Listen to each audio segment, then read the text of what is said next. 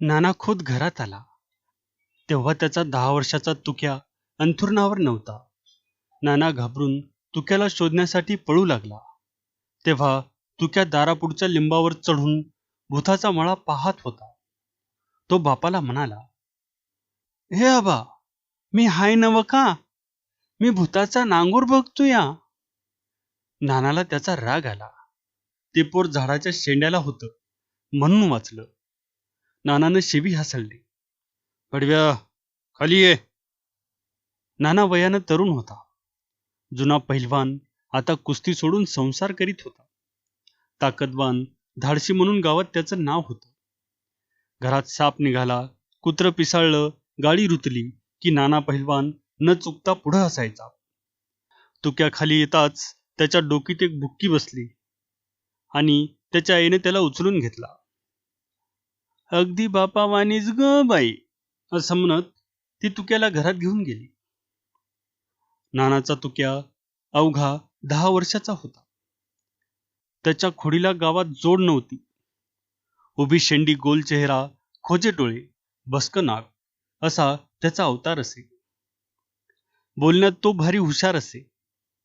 म्हशीच्या गळ्यातील लोढण्याप्रमाणे जिकडे बाप जाईल तिकडे तो जात असे. पण नानाचं काहीच चालत नव्हतं.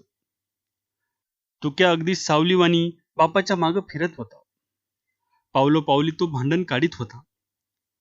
पोराच्या त्या लिलानं नाना वैतागला होता. आपापल्या घरात माणसं जागी होती.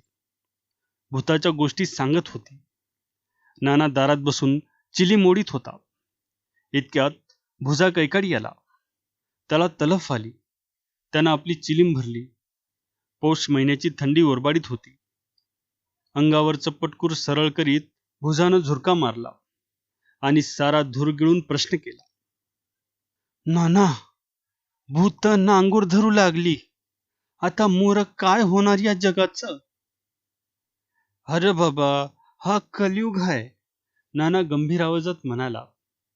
आता सारी भूत गावात शिरून शेतभात करू लागतील आणि आमासनी भूत होऊन फिरावं लागल बोंबलत. खरंच बाबा, कैकाडी मान डोलवीत म्हणाला. आकरीत हाय आकरीत. पर ही बंडू सेवऱ्याची भानगड खरी का? अगा, ती भानगड खरी आहे, नाना म्हणाला. बंडू सेवरा मरून लई दिवस झालती, 9 वर्ष झाली. तो त्या गोरीत जिवंत झाला. त्याचं कारण त्याच्या मड्यात भूत शिरलं. म्हणजे आता हाय तो बंडू सेवरा नसून भूत हाय. मग एखाद्या दिवशी हे भूत सेवरवाडी भरडून टाकील, कैकाडी घाबरून म्हणाला. तेव्हा त्याला धीर देत नाना म्हणाला, तसं बिसं काय होणार नाही. ते भूत आता माणूस झाले म्हणून गावाला हात लावणार नाही. म्हणजे तरी बरं. भुजानं सुटकेचा निश्वास टाकला आणि अंग टाकायला निघून गेला. तुक्या जागाच होता. पडून सारं ऐकत होता. कैकाडी जाताच तो म्हणाला, आबा, भूत गरीब असतं नाही का? तुक्याच्या शब्दानं नाना दचकला. क्षणात त्याला तुक्याचा राग आला. एक दणका द्यावा असं वाटून त्यानं मूठ वळली. पण परत राग आवरला.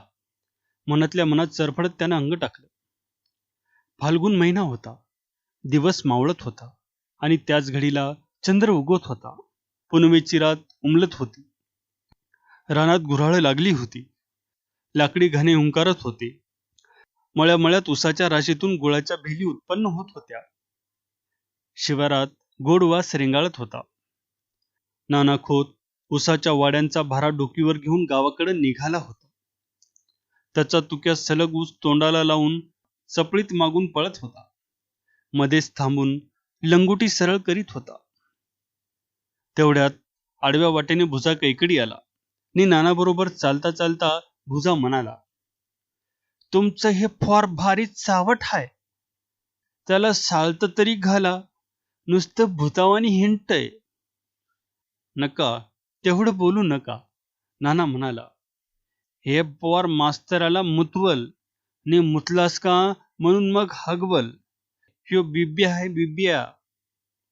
ते बोलत बोलत गावदरीला आले. त्याच वेळी गावाकडून बंडू सेवरा आला. त्याला पाहून नाना नि भुजा दचकले. नानानं थांबून रामराम केला. बंडू म्हणाला, आज मळ्यात डावरा हाय.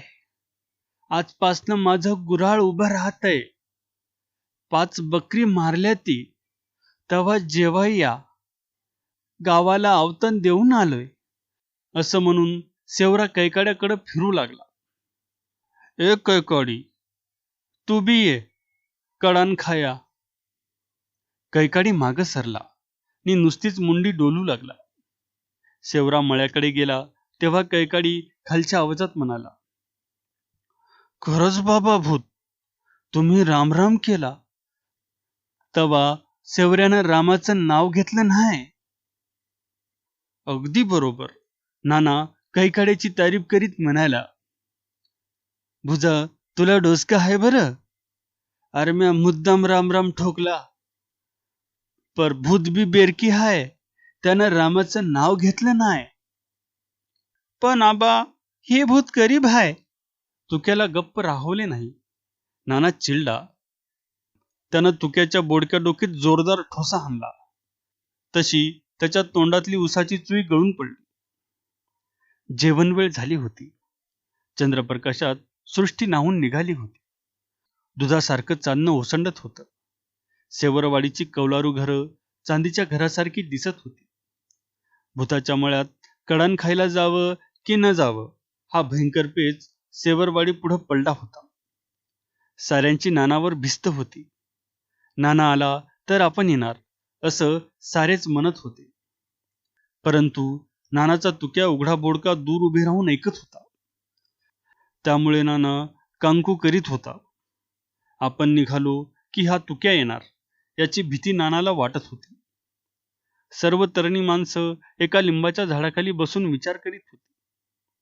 नाना म्हणाला, मला काय येता येत नाही. तुम्ही जावा. आणि जवळच्या एका गावकऱ्याच्या कानात कुजबुजला, अरे आमचा तुक्या अजून निजला नाही. भूतावानी उभा आहे. तुम्ही चला मोर. तुक्या निजला की मी येतोच. चला या. नाना नाही आला तर नाही येऊ दे. आपण जायचं. चला. सर्व एकमेकाच्या कानात फुसफुसले आणि बैठक मोडली. एक जण नानाला हळूच म्हणाला, नाना, लवकर ये. कडान उलगल्यावर येऊ नग. पुष्कळ माणसं निघून गेली आणि नाना चरफडत अंथरुणावर पडला. तुक्यानं बाप निजल्याची खात्री करून घेऊन मगच अंग टाकले. नानाला त्या पोराचा राग आला. पण काय करणार. एकुलतं एक नि वाकडं. मारावं तर तुक्याची आई मारू देत नव्हती. नानाचा नुसता कोंडमारा होत होता. बाप जात नाही म्हणून तुक्या निर्धास्त झाला. परंतु पोराचा लोढणा झालाय. आपण कुठं जाऊ शकत नाही. हे पोर नसून भूत आहे.